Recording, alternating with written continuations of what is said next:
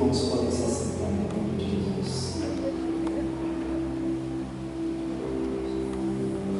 Graças a Deus, nós estamos aqui hoje neste culto maravilhoso, vendo amigos de longa data. Graças a Deus, o Senhor Ele tem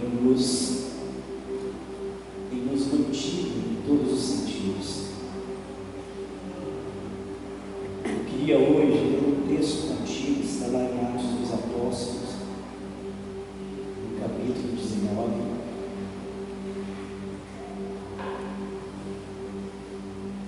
Você podia abrir, vai ser a partir ali do verso 23. Eu acho impressionante que esse texto aqui, ele vai tratar de um impacto econômico que houve na cidade de Éfeso, por conta justamente da pregação do Evangelho. E este impacto econômico que vem assustando aquelas pessoas, eu vou contar um pouquinho do que acontece. Paulo ele chega até Éfeso para que ele pudesse pregar o Evangelho. Ali ele encontra um grupo de 12 pessoas. 12 pessoas. Era um grupo pequeno, era um grupo aparentemente fraco. 12 pessoas. Ele chega para aquelas pessoas que estão ali, que já tinham se entregado ao caminho, mas que provavelmente tinham tido pouco contato com algum pastor, com algum missionário, com alguma pessoa que tivesse mais experiência. E Paulo, quando chega naquela localidade, olha para aqueles 12 e lhes pergunta: vocês já receberam o Espírito Santo? Eles estavam tão profundos em doutrina que eles até diziam assim: mas o que é isso de Espírito Santo? Quem é esse Espírito Santo? E aí Paulo lhes fala sobre o Espírito Santo, sobre o batismo com o Espírito Santo. E aí eles falam: nós fomos batizados segundo o batismo de João. E Paulo fala: não, o batismo de João, ele traz o arrependimento, ele é feito para o arrependimento. Mas sobre vocês descerá o Espírito Santo. E ele põe a mão sobre aqueles 12 e eles são batizados e começam a falar em novas línguas. E aí, uma sucessão de milagres começam a acontecer. E a Escritura fala de algo que eu vou dizer que muitas das vezes o que acontece na Escritura não vai ser repetido, não é repetível. E não adianta a gente tentar forçar a repetir, porque Deus ele tem nas múltiplas formas de atuação do Espírito no meio da igreja, no decorrer de todos os tempos, de modos bem amplos, de modos bem diversos. Nós vimos a atuação. Eu posso citar, por exemplo, quando houve o avivamento dos morávios, foi um avivamento específico para aquele povo, uma vila onde eles se ajuntam ali, e ali é derramado um avivamento, e depois ele ainda tem os pastores ali, tem que organizar aquela vila que fica desorganizada. Aí eles têm que começar a produzir algumas organizações. Quando nós vemos em John Wesley o avivamento da Rua Azusa, que todos conhecem, também se sucedeu de outra forma. Esse avivamento aqui acontece no meio de 12 pessoas, e depois que esse avivamento acontece, milagres começam a ser produzidos naquele lugar, por poder do Senhor, não por homem, porque nunca foi por homem, mas vai sendo tão crescente aqueles acontecimentos miraculosos, que a Escritura nos relata que algumas pessoas pegavam pertences pessoais de Paulo, para que fosse levado a alguns lugares, e as pessoas tocando naqueles pertences, as pessoas eram curadas. Como eu disse, nem tudo é repetível. A gente não precisa hoje crer que pegando um pertence nosso e levando, ou de um pastor muito ungido, e levando para algum lugar, aqui uma pessoa pode ser curada. Eu não estou dizendo que isso vai acontecer dessa forma. Entretanto, eu quero tratar aqui dos princípios, do que vai se sucedendo a partir do impacto do Evangelho naquela região, naquela cidade, e que agora esse impacto começa a atingir pessoas grandes, e a perseguição começa a ser estabelecida a partir daí. O comércio de Éfeso se estabelecia principalmente por conta da idolatria. E o que é idolatria de modo bem simples? Porque a maioria de nós pensa em ídolos, só pensa aquele objeto sendo ali construído, e a partir dessa construção desses objetos as pessoas passam a adorá-lo. Mas no cerne da idolatria está o seguinte: normalmente é algo de valor que o homem coleta, ajunta, e a partir daquilo que é valioso para o homem, ele funde e produz o seu Deus. Normalmente um Deus advém de algo que o homem valoriza muito. O ídolo advém disso. Nós vemos isso lá com Moisés. Moisés sobe até o Monte Sinai e fica ali embaixo, Arão, junto com todo o acampamento de Israel. E aí Coré, vendo que já tem 40 dias que o homem não desce de lá, ele fala: gente, ó, na boa, Moisés morreu, e a gente precisa de colocar alguma coisa aqui no lugar. E aí ele ajunta aquela galera toda, e todo mundo vai dando ouro, vai dando os seus pertences, dá um colar, dá um brinco, dá uma pulseira, dá alguma coisa desse tipo, algo que seja valiosa para eles, e eles passam a manipular aquilo, e daquilo que eles manipulam, quando eu falo manipular, é onde o homem toca, é o que o homem pega. Depois dele manipular aquilo, todas aquelas coisas, eles têm ali um bezerro de ouro, e eles passam a adorar aquele bezerro de ouro. E todas as vezes o ídolo ele é produzido dessa forma. Às vezes o que é valioso para você seja o reconhecimento, às vezes o que é valioso para você seja um título, às vezes o que é valioso para você é o dinheiro, às vezes o que é valioso para você seja uma pessoa que você coloca acima de tudo. Você totemiza um pastor, você totemiza um homem, você totemiza um grupo de louvor, você totemiza alguma coisa. E todas as vezes que você tem aquilo, avalia aquilo de modo extremo e de alguma forma tenta manipular aquilo para o seu conforto, daí surgem as idolatrias. E os ourives de Éfeso, eles se reúnem num sindicato por conta do que está acontecendo. Porque o Evangelho, qual é a consequência mais drástica do Evangelho? É que o Evangelho, ele destrói os ídolos. Ele destrói aquilo que você acredita ser Deus. Desde o princípio, para os discípulos de Jesus, eles olhavam para Jesus e sabe o que eles pensavam? Não, esse daqui, ele vai ser o nosso novo rei. Olha o tanto de milagres que esse cara produz. Olha todas as maravilhas que advêm dele. Olha o que ele faz. Ele desaparece de um lugar e aparece no outro. Ele está no meio da multidão e sabe sumir do meio da multidão. Ele caminha sobre as águas, ele dá ordem à tempestade, a tempestade se acalma. E aí de repente, vendo aquilo na cabeça dos discípulos de Jesus naquela época, Jesus ainda não era o seu Deus, Jesus era apenas um ídolo para eles. E eu digo para você que Jesus ele tem que sair do patamar de ídolo do nosso coração, porque o ídolo, ele normalmente existe para atender os nossos caprichos. É mais ou menos assim: seja feita a nossa vontade, assim na terra como no céu, e não a tua vontade. O ídolo está ali para atender a minha expectativa, a expectativa que eu tenho dele. Então somente isso, e a expectativa que eles tinham de Jesus. Mas vamos ver isso no decorrer dos evangelhos. A mãe de Tiago e João chega até Jesus e fala: Senhor, quando tu te assentares no teu reino, coloca um meu filho à tua direita e outro à tua esquerda. Porque eles acreditavam que Jesus vinha com poder político, que em algum momento ele ia exercer o poder político, e exercendo o poder político, ele ia libertar o povo de Israel da opressão do Império Romano. Na verdade, o povo de Israel sempre vem sendo oprimido. Ele vai para o cativeiro babilônico, passa 70 anos. Nós temos diversos impérios que sempre assolam e que sempre perseguem o povo de Israel.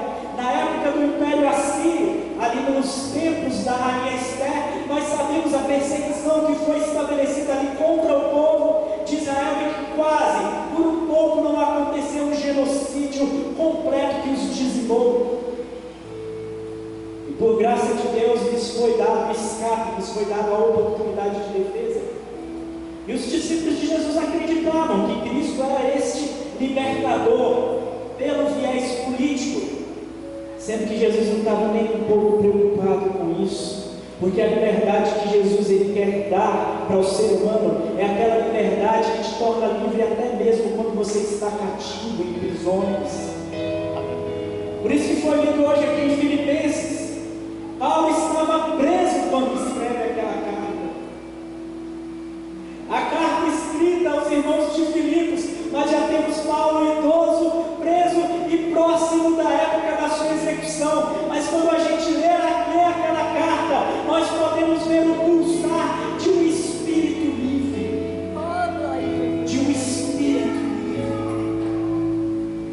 De um espírito que cadeias nenhuma não podem segurar. Mas voltando aqui para Éfeso, de repente, a pregação do Evangelho vai demonstrando que nenhum daqueles ídolos tem poder, que aquilo que você normalmente valoriza, eu valorizo muito o meu emprego, eu vou me dedicar na minha vocação, eu vou me dedicar na minha profissão, eu vou alcançar, você o homem mais rico deste mundo, quero me tornar um Donald Trump, eu quero me tornar alguém desse nível. Quando você chega lá na frente, você vê tudo que às vezes você sacrificou e perdeu por conta do sucesso, da necessidade de vencer, da idolatria a si mesmo. Às vezes você cai na real e vê que aquilo não tem valor algum, e que aquilo não te traz prazer algum, e que aquilo não te traz, não preenche vazio algum dentro de você. E vendo o Evangelho que quebra, que destrói, que aniquila os ídolos, porque o ídolo não precisa ser quebrado. Eu não estou falando aqui de uma iconoclastia. O que é iconoclastia? É quando eu começo a pegar imagens e quebrar elas, porque eu digo, você não deve adorar imagens.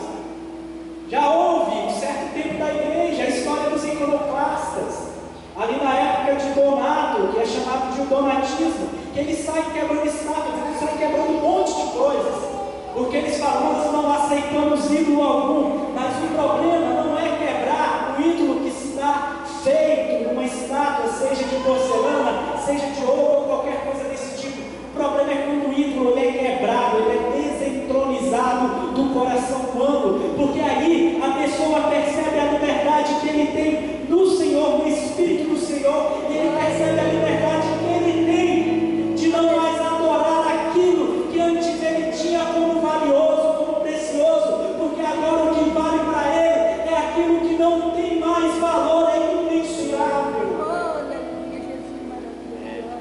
E agora, diante deste problema econômico que há em Éfeso, acontece um grande alvoroço. Eu queria ler com você aí no verso 23.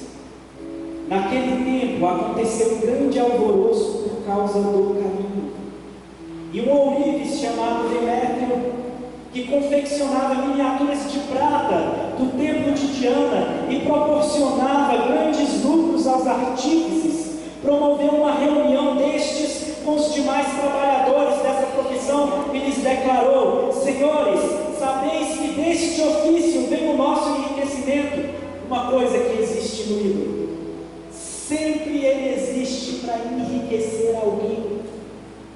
Martinho Lutero, lá no século XVI, quando ele coloca ali as institutas de Lutero, quando ele coloca as 95 teses, e ele coloca ali na porta da igreja,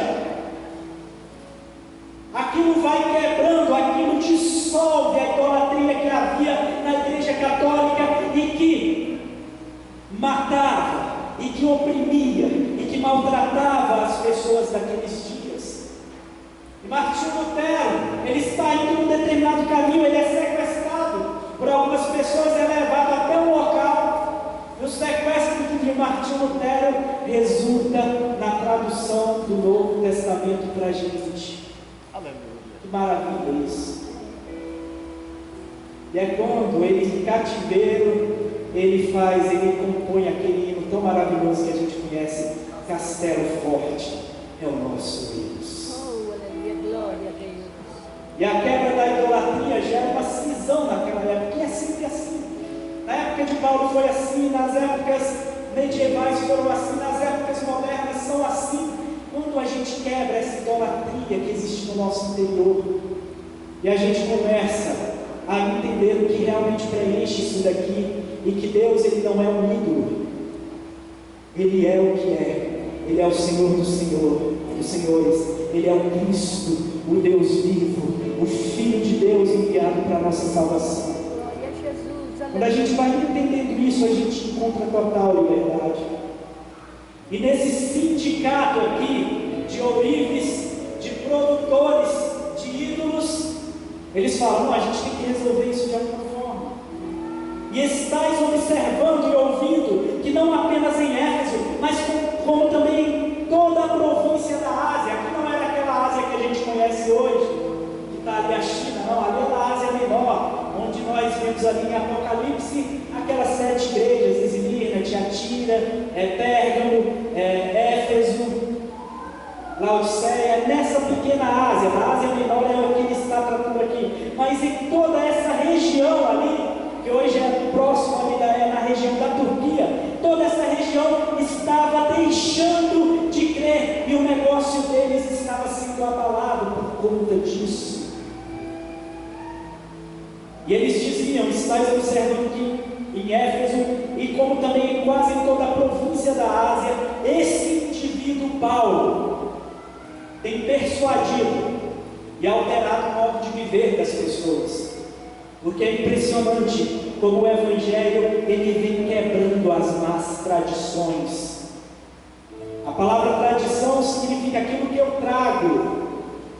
A palavra tradição, no radical da palavra tradição é impressionante, Jadson. E também vem a palavra traição, vocês sabiam disso? Do mesmo radical. Porque isso está também dentro da história da igreja. Porque no passado, quando, numa perseguição que houve, os cristãos eles eram obrigados a levar todos os seus pergaminhos e a queimá-los. E alguns cristãos, eles não faziam isso, eles guardavam isso. E por conta que eles escondiam, eles não queimavam seus pergaminhos e continuavam como copistas do Novo Testamento, copistas da Escritura. Eles passaram a chamar de traidores aqueles que traziam os pergaminhos para queimar. Então, por isso que falavam, os traditores, aqueles que traziam. Então, a tradição é aquilo que às vezes você traz e que muitas das vezes te amarra de alguma forma. Hoje se fala muito em maldição hereditária, mas a maldição hereditária, na verdade, ela nasce em Caim, não é algo que passa do teu pai para você, mas é justamente o pecado que habita em nós, nos fazendo inclinar para o mal, nos fazendo inclinar para aquilo que desagrada ao Senhor. E todos nós carregamos esse gene dentro de nós, e é necessário que a gente aprenda a deixar de lado as tradições que outrora nós reservávamos com tanto esmero e com tanto cuidado e com tanto zelo. Paulo foi zeloso na tradição judaica e era um idólatra enquanto se dizia ser adorador de um único Deus. Ele idolatrava os ritos, dos hipócritas, dos fariseus. Ele idolatrava aquele conhecimento que ele adquiriu aos pés de Gamaliel, que era um grande sábio de sua época. Ele idolatrava tudo isso. Mas Paulo, quando ele cai diante do Senhor, diante da revelação, ele toma aquela decisão de seguir o caminho, ele acaba concluindo pelas palavras que foram lidas hoje aqui. Ele considera tudo uma bobagem, tudo como refúgio, porque o que importa para ele agora é somente Cristo, é avançar para o alvo que é Jesus. E aí ele diz o seguinte: tem persuadido muitos, é alterado o nosso modo de viver de muitas pessoas, afirmando que deuses feitos por mãos humanas não têm poder divino. Há poucos dias aqui no Brasil, nós vimos algo bem diferente acontecendo, por conta de todo esse movimento político que houve. E aí eu vi algumas pessoas que saem do ambiente da contemplação e da adoração, que são muitas das vezes sinceras, entrando no ambiente da idolatria, quando passam a valorizar ideologias pessoais. Começam a dizer, não, mas o conservadorismo ele é extremamente valioso. E aí começam a totemizar e começam a acreditar que aqueles que eles colocaram em alta estima, em alto valor, lhes iriam defender. E aí eles começam a montar os seus acampamentos diante das forças armadas, e o que eles começam a gritar é: forças armadas, salvem o Brasil. E a gente viu no que deu essa idolatria, tanta dor tem sido causada. Jadson sabe disso muito melhor do que nós,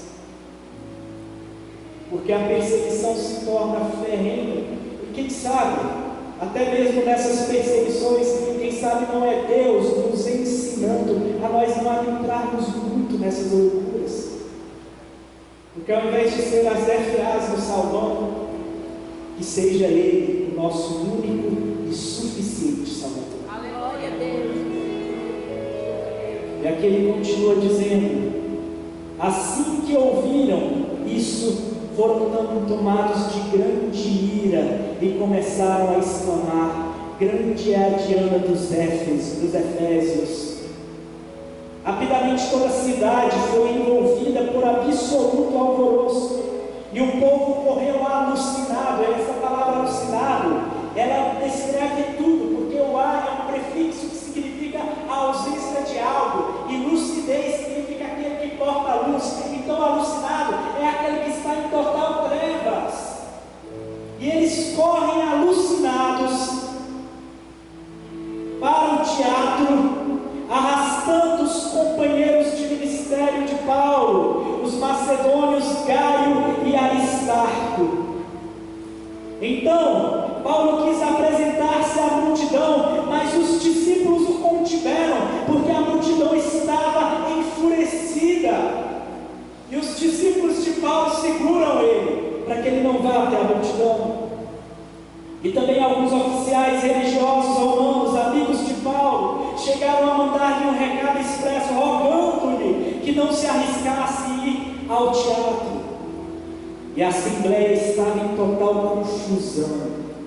Uns gritavam de uma forma, outros protestavam de outra, e a maior parte das pessoas nem sabia ao certo porque estavam concentradas ali. Isso se chama síndrome de multidão. Quando um começa a gritar, aí todo mundo passa a gritar junto. Às vezes isso causa algo bom, mas normalmente isso só traz resultados ruins. Eu posso citar aqui um resultado bom que uma vez aconteceu isso. Ambrósio de Milão, ele era um político ali em Milão, e o padre daquela cidade, o pastor daquela cidade tinha falecido. E quando o pastor daquela cidade falece, eles se reúnem para fazer uma eleição de quem vai ser o novo bispo daquela cidade, o novo pastor daquela cidade.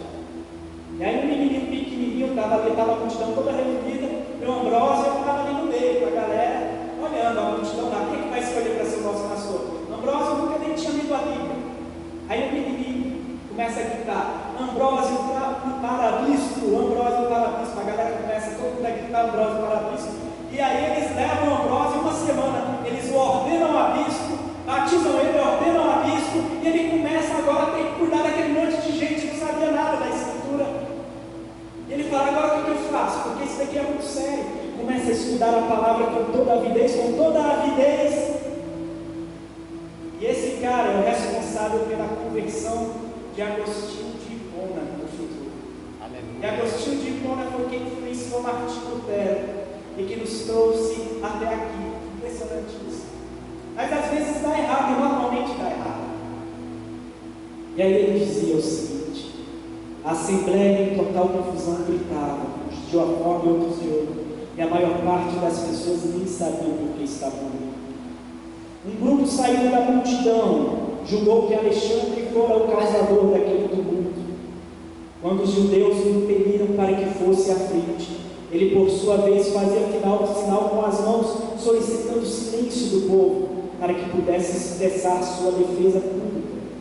Todavia, assim que perceberam que ele era judeu, todos a uma só voz exclamaram durante quase 2 horas sem parar: grande é a Diana dos Efésios. Olha que tipo de principado que esse povo, que esses discípulos estavam diante. Um principado que fazia eles clamarem por quase 2 horas.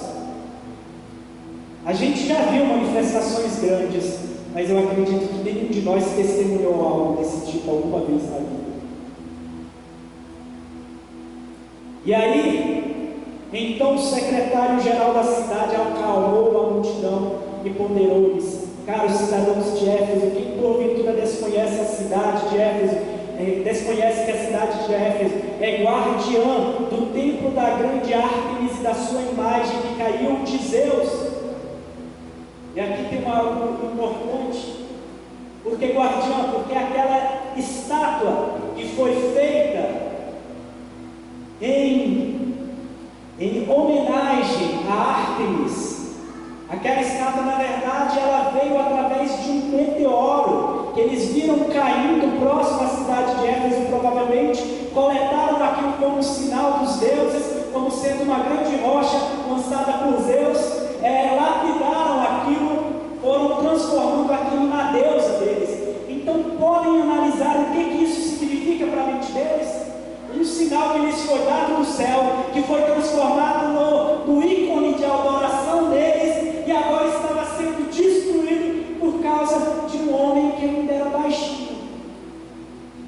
Que coisa horrível. Para eles era terrível. Porque Paulo é um homem pequeno, né? Portanto, considerando estes acontecimentos são inegáveis, convém que vos aquieteis e nada façais irrefletidamente. Ainda bem que aparece uma voz ali, que é um pouco mais equilibrada. Porque estes homens que aqui trouxestes não são ladrões de templos, nem tampouco blasfemaram contra a deusa. E aqui a própria ação deles, o próprio testemunho deles entra como defesa deles. Porque muitas das vezes a gente acha que é um enfrentamento direto que nós vamos destruir a idolatria. Não. É simplesmente vivendo a sua vida e testemunhando, porque isso é suficiente para que o Senhor vá demonstrando espírito e poder no meio da sua igreja e corações vão se rendendo a Ele.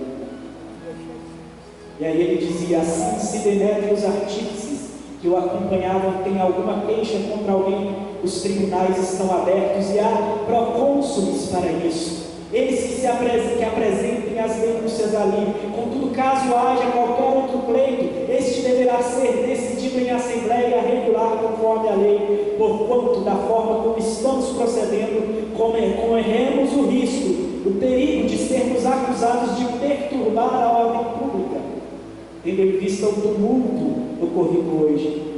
E neste caso, não nos haveria motivo razoável para que pudéssemos alegar para justificar tamanha movimentação do povo. E tendo dito isso, se desfez a assembleia. Eu queria que vocês colocassem de pé. O grande desafio do cristão é justamente a destruição de deuses alheios.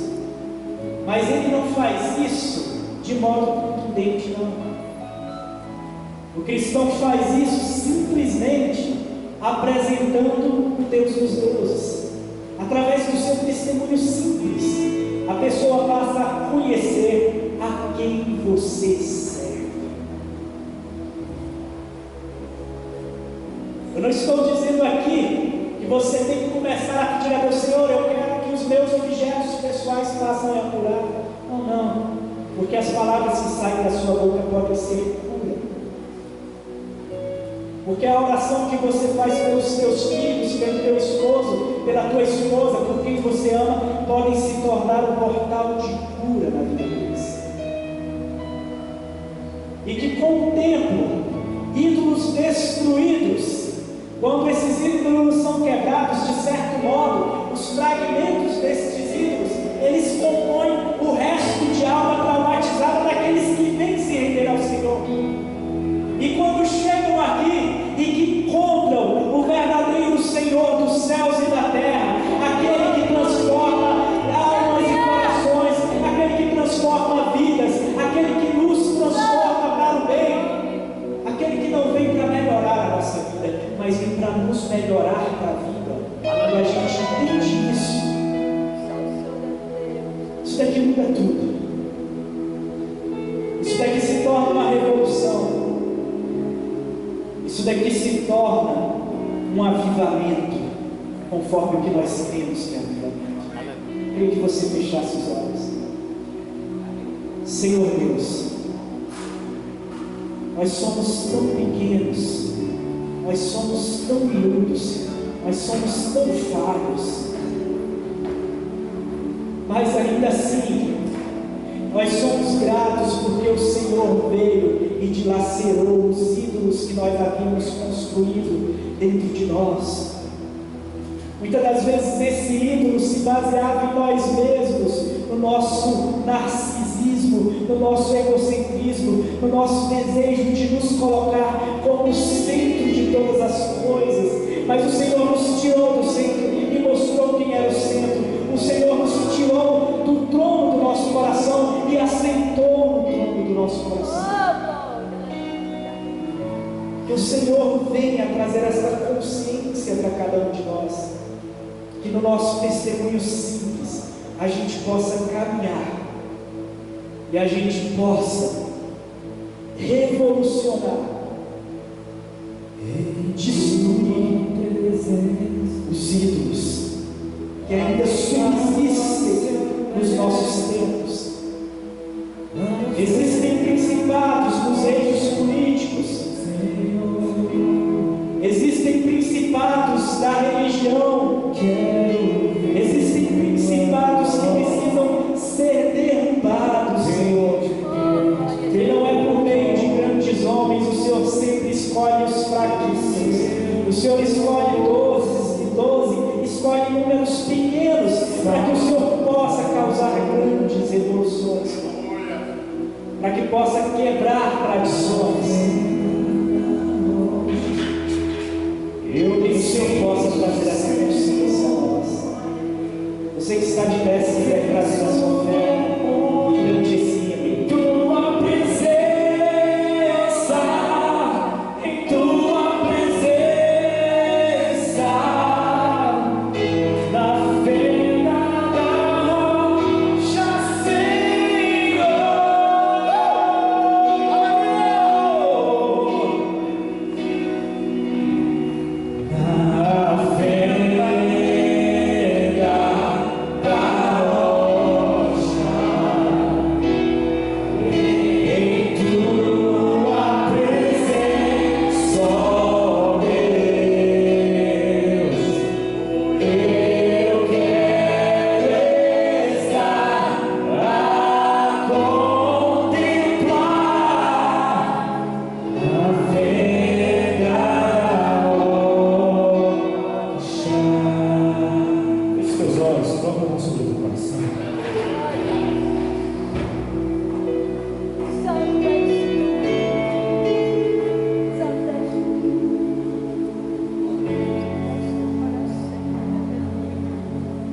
Cante conosco. A fé,